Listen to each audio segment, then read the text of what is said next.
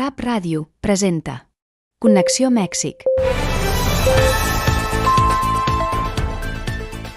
Un dijous més a Connexió Mèxic, espai on explorem temes importants de l'actualitat política mexicana i d'altres que ens connecten amb el món. Avui estan amb nosaltres el Leonardo Alvarado i un convidat molt especial i amic de Radio Amèrica Barcelona, Alfredo Castro. Y ahora sí, es moment de comenzar. Leonardo, ¿cómo estás? Hola, qué gusto de estar aquí con ustedes otra vez. Alfredo, bienvenido.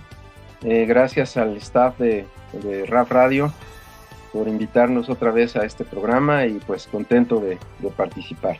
Leonardo, com sempre hi ha temes molt importants de què conversar el dia d'avui. Explica'ns breument com és que es va ratificar la presidenta de la Comissió de Drets Humans i què és el que es deriva d'aquesta ratificació. El bloc d'actualitat. Connexió, el fil que et connecta amb Catalunya. Claro, Miriam, mira, este es un tema bastante delicado por todas las implicaciones internas que tiene en cuanto a la solidez y estructura gubernamental que tenemos hoy en México, ¿no? Llama la atención cómo fue el proceso, porque realmente, pues como la ley lo marca, había que establecer un nuevo periodo para la presidenta de la comisión, presidenta o presidente de la Comisión de Derechos Humanos, ¿no? Que es un organismo muy importante y más en tiempos presentes, ¿no? La directora actual pues tenía que pasar por este tamiz para ver si era reelegida o no, y se invitó a un gran número de personas a participar en el proceso, que además se hizo con una notable pulcritud desde el principio, porque los requisitos que se le pidieron a los convidados, todo el proceso de selección, etcétera, fue muy cuidado, fue muy bien hecho, y todo iba muy bien hasta la penúltima etapa, ¿no? Donde ya solo había 15 candidatos, la actual presidenta estaba dentro de los 15, pero no era la mejor evaluada, porque además todos los candidatos tuvieron que hacer una presentación en el Congreso, una ponencia, ¿no? Para que fueran evaluados. Y ella salió, pues, de los 15 la peor evaluada, ¿no? Ya en la última etapa, donde quedaba nada más una terna, donde ella estaba fuera, y que todo el proceso se había llevado con una claridad espectacular, de repente, a la que estaba en el segundo lugar, la sacan y ponen a esta mujer otra vez en la terna. Y viene la votación final de los senadores para elegir ya a la nueva o al nuevo presidente de la comisión. Y, digámoslo así, misteriosamente, ¿no? Aparece ella como la ganadora, ¿no? Y bueno, aquí podemos hablar 3 horas de este asunto, pero voy a tratar de resumirlo. Aquí parece que, como decimos en México, hubo mano negra, ¿no?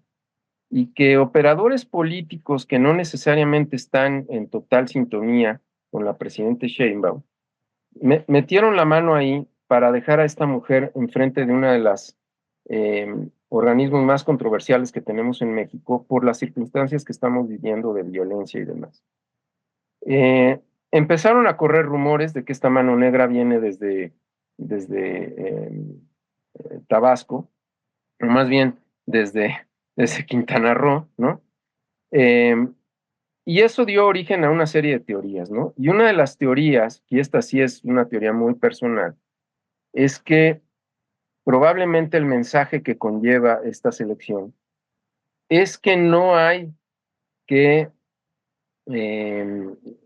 confrontarse con la cortina verde oliva, ¿sí? Que ha sido un ente que cooperó de manera sustancial con el presidente López Obrador, pero que al mismo tiempo dejó abiertas heridas muy graves, como la del caso de Ayotzinapa y como el caso de la Guerra Sucia y como el caso de los desaparecidos. Entonces, yo no sé si en esta operación política de último momento hay un fuerte mensaje diciéndole a la presidenta Sheinbaum, cuidado, ahí no te metas, mejor vámonos, como decimos en México, por las piedritas, sobre todo cuando se viene encima una época terriblemente retadora para el gobierno de México y para la cúpula que se encuentra hoy en el gobierno, ¿no? En virtud de las circunstancias que hoy gobiernan al ámbito internacional. No tenemos más que remitirnos a las declaraciones que ha hecho el embajador Ken Salazar, a los nombramientos que ha hecho Donald Trump en su gabinete, para darnos cuenta de que vienen golpes muy fuertes y muy serios hacia México y hacia su gobierno, ¿no? Los tres temas centrales de la agenda, que son seguridad, comercio y migración, van a estar fuertemente atacados por todos estos personajes, porque no hay que perder de vista que Trump llega a la presidencia con una promesa de campaña que es muy profunda.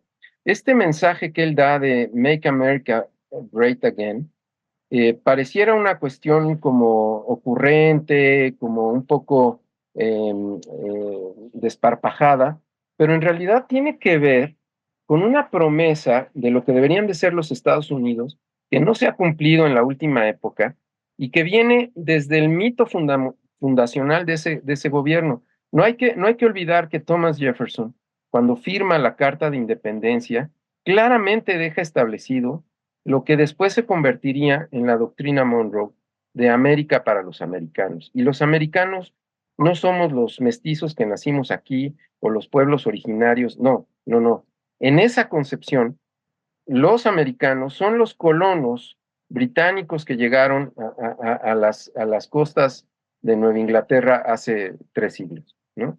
Entonces, Trump está tomando este mito fundacional para revitalizar la actividad política en Estados Unidos y demostrarle que los gobiernos pasados, particularmente los demócratas, no lograron cumplir con esa vocación y que además está muy claro que va a retomar políticas muy férreas alrededor del mundo. Baste ver a quién nombró como embajador para Israel, por ejemplo, ¿no? Todavía no sabemos quién va a ser el embajador en México, pero en Israel estamos clarísimos que Trump va a estar apoyando fervientemente a Netanyahu, sin problema ninguno. Y sí le interesa mucho, porque le complica la jugada, terminar con el asunto de Ucrania y de Rusia, ¿no? Pero con México, ya lo anunció, dijo que va a declarar un estado de emergencia en su país para poder echar mano de la Guardia Nacional norteamericana, poder hacer las redadas que sean necesarias, porque su promesa es deportar 1 millón de personas al año. Eso es una barbaridad.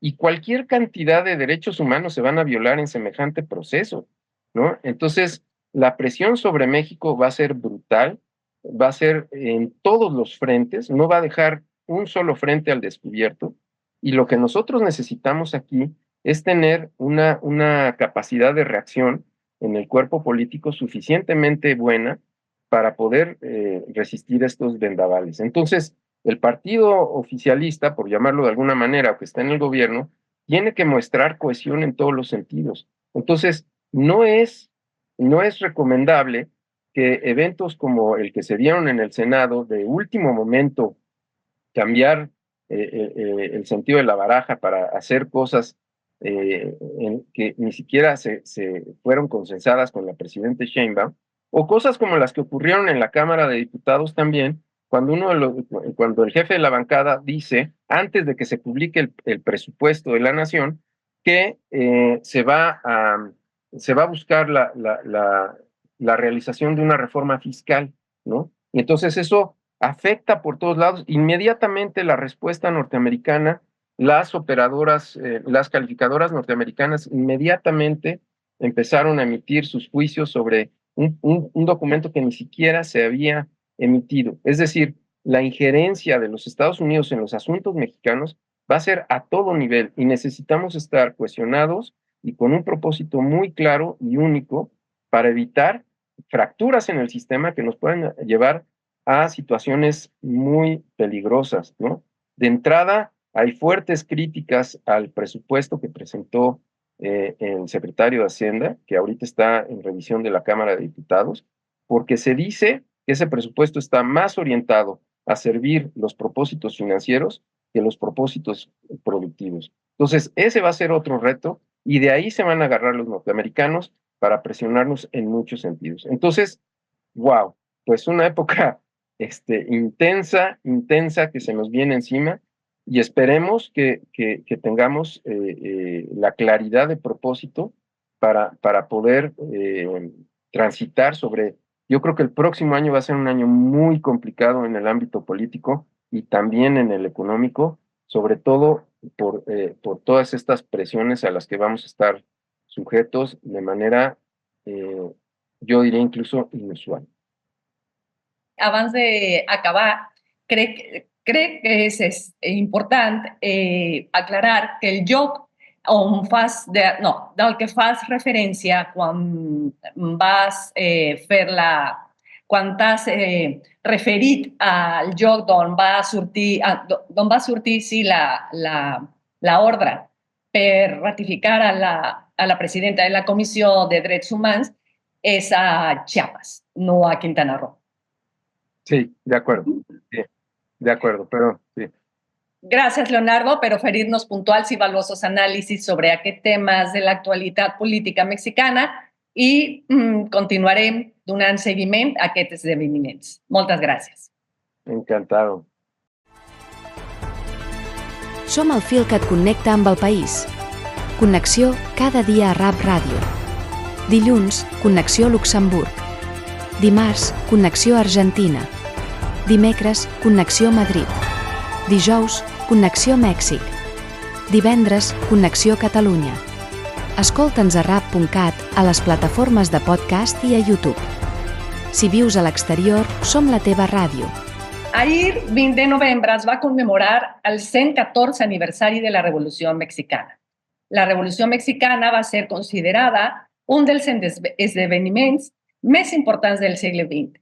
Amèrica Llatina va sorgir d'una complexa xarxa d'injustícies estructurals, descontentament popular i demandes de reformes que ressonaven en un país desigual.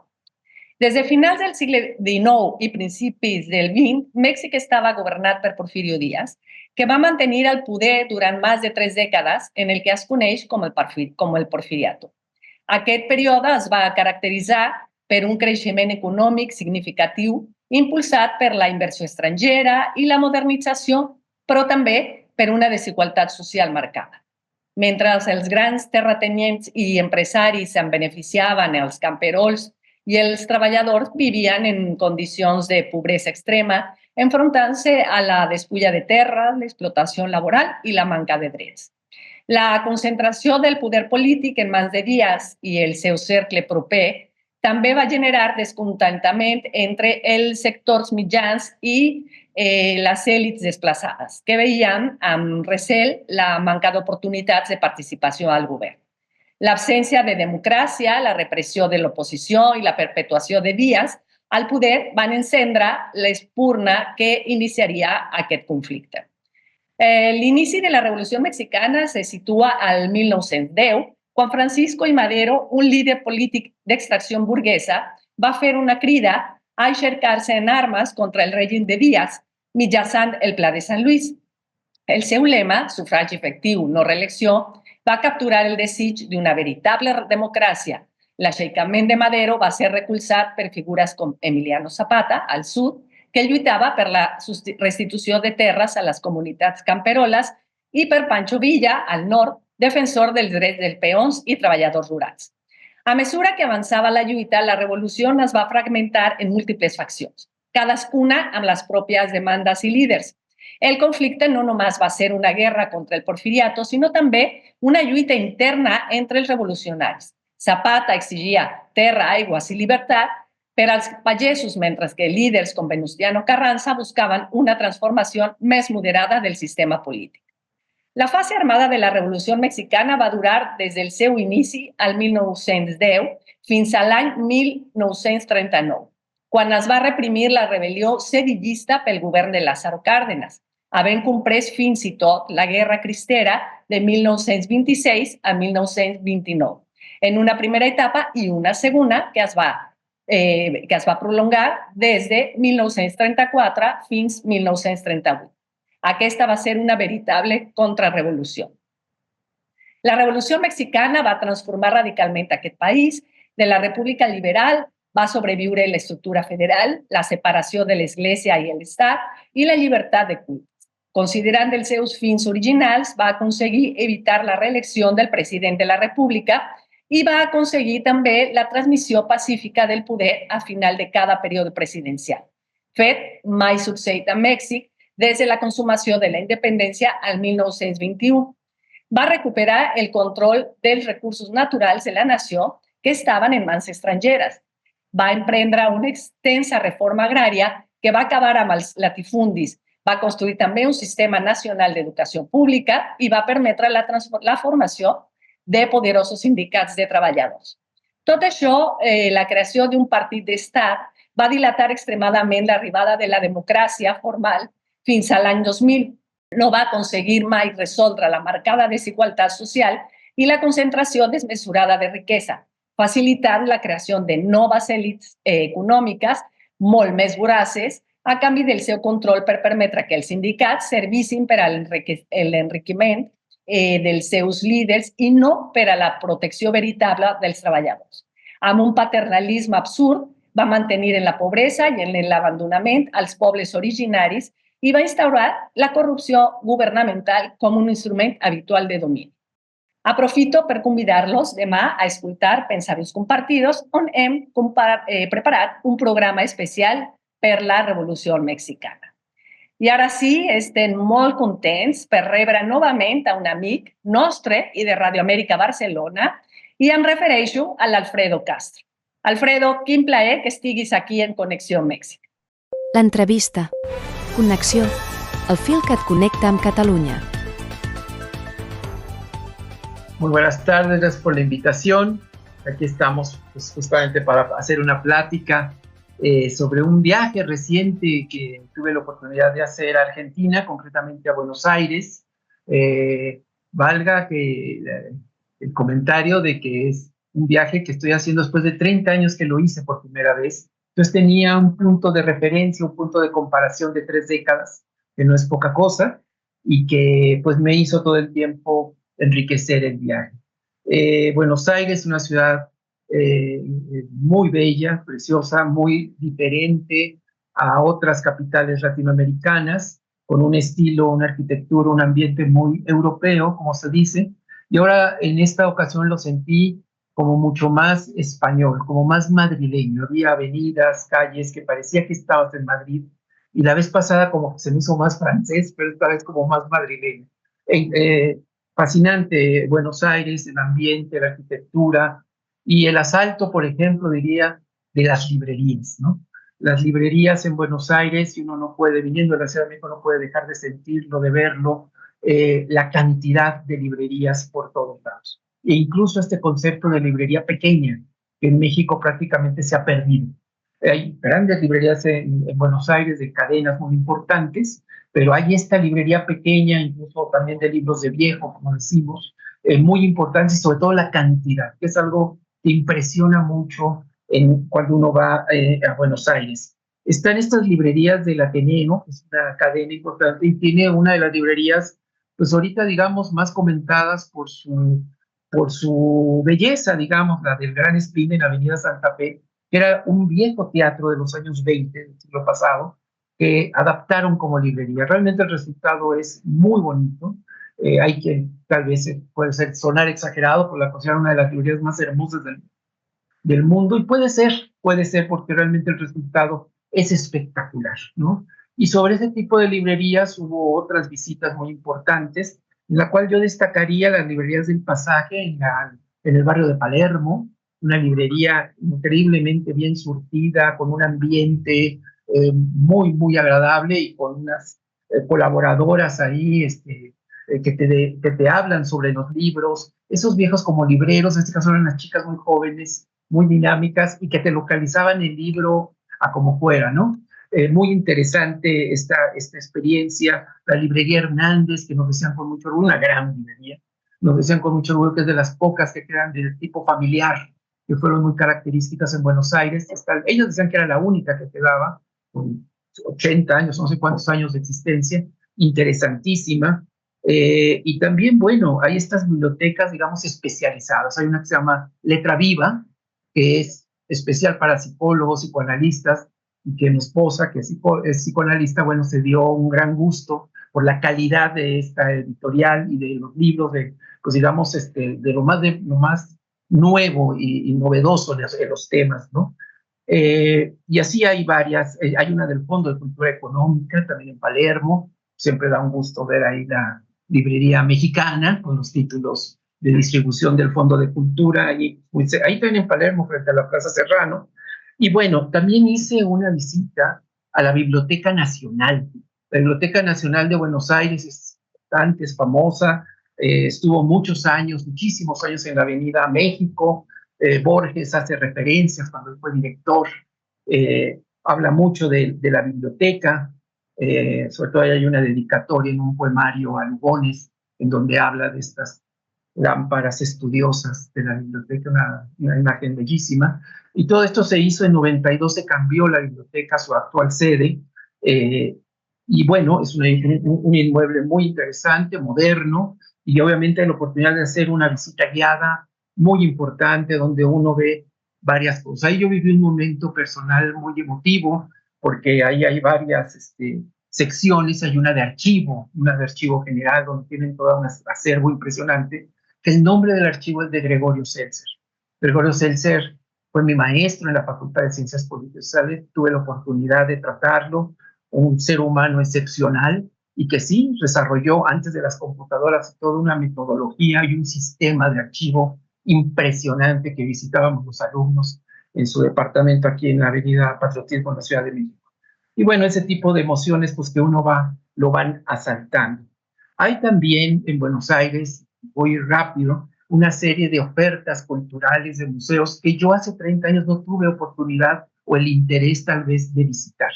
Obviamente está, y bueno, lo pongo como parte de esta oferta cultural, el Cementerio de la Recoleta, pues un cementerio bellísimo, la verdad. A quien nos gusta en los viajes visitar los cementerios, que es mi caso, pues lo disfruta mucho uno. Hay una serie de monumentos espectaculares, bellísimos, artísticos, la verdad, como pocos cementerios en el mundo.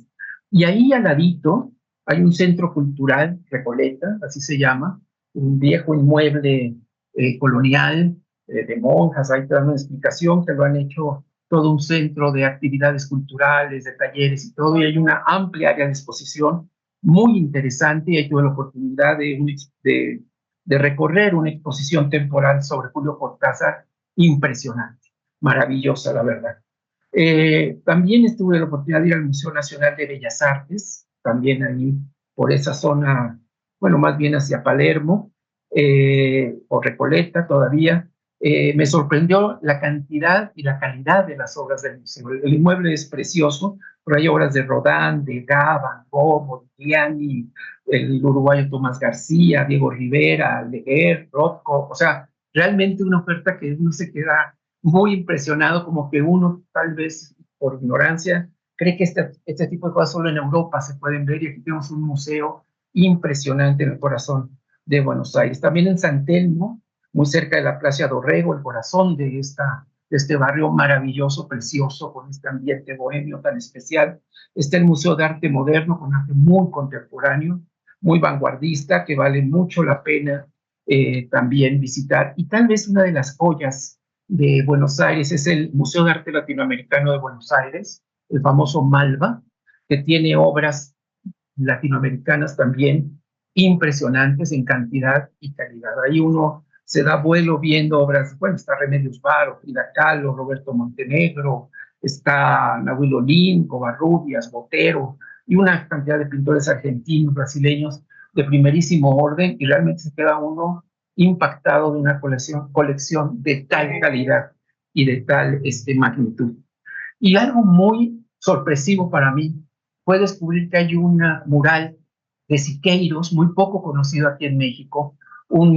Ahí en la parte de atrás de la Casa Rosada hay un museo que tal vez no lo han promovido mucho, de lo que era la aduana de Buenos Aires en el siglo XIX y todo eso, cómo llegaban ahí a descargar y todo.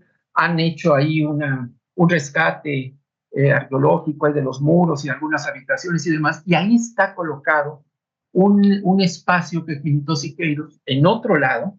Es una cuestión como que desarmaron y toda una historia muy enredada, hubo problemas legales, lo guardaron décadas, y la originalidad de este mural es que es redondo, no es el clásica pared plana nada más, sino que es como un cilindro, como si fuera una bodega, un sótano de una casa, que creo que lo era, en donde están pintadas las paredes, al techo, el piso, es muy impresionante. Hay toda una discusión legal de quién pertenece ese mural, llamémosle así, mural cilíndrico, pero a mí me impresionó, además yo no sabía ni que existía, y realmente se queda uno muy impactado de este tipo de información de lo que hay ahí y de lo que se promueve poco.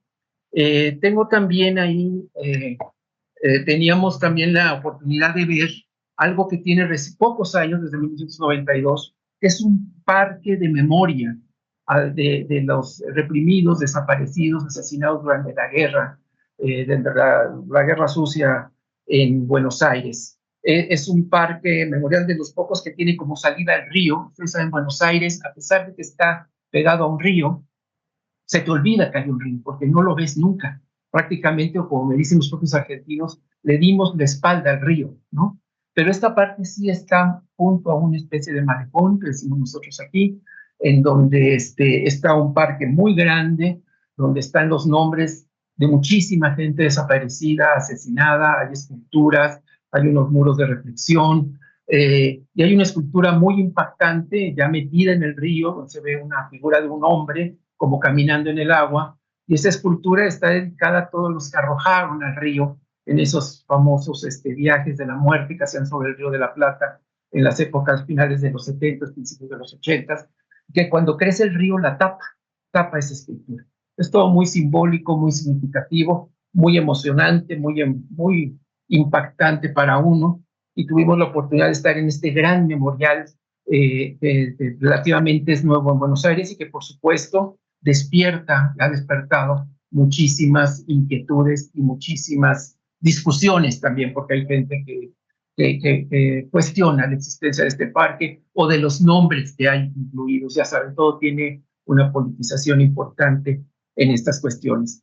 Ese es bueno, por supuesto, los recorridos por estas avenidas históricas. Por ejemplo, para mí, Avenida Mayo es sin duda una de las avenidas más hermosas de Buenos Aires y por ende de Latinoamérica y del mundo. Está llena de referencias históricas. Está el famoso café Tortoni, donde iban todos los grandes escritores, Borges, Federico García Lorca, Iba Gardel, bueno, qué sé yo, es un museo andante este café maravilloso que está desde 1858 y que, bueno, es parte de esta oferta cultural, de estas referencias históricas maravillosas que tiene Buenos Aires. Podría estar uno aquí hablando mucho de estos barrios, el barrio de Boca, impresionante, muy turístico. Ahí sí siente uno un poco la inseguridad, además uno te recomienda un poco, tal vez en exceso, no ya de caminar fuera de la área turística, que hay que cuidar mucho mochilas y celulares,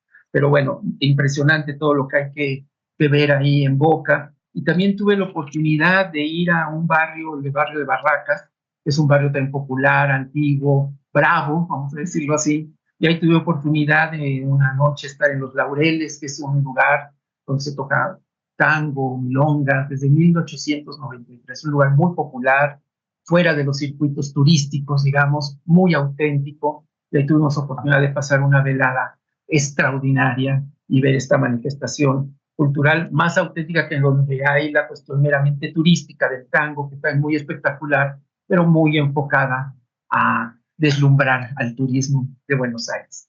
Esto así a golpe de un comentario rápido es lo que yo podría decirles de esta buena estancia en Buenos Aires, solamente en un ambiente político polarizado, donde hay una discusión muy fuerte en torno a la presidencia, que va a cumplir apenas un año de Milei, y bueno, percibí una parte social que apoya, otra parte decepcionada, pero que quiere creer que algo bueno puede pasar todavía, y quienes abiertamente pues, cuestionan y están en contra del régimen. Hay temas abiertos, temas de privatizaciones, aerolíneas argentinas, los correos, algunas políticas sobre las universidades públicas en Argentina, muy polémicas, muy difíciles de transitar, algunos monopolios sindicales que quiere combatir Milei, y con mucho consenso de algunos sectores de la gente que acarrearon, a mí me tocó sufrirlo, una manifestación, un paro de actividades de trabajadores de tierra ahí en el aeropuerto de Buenos Aires,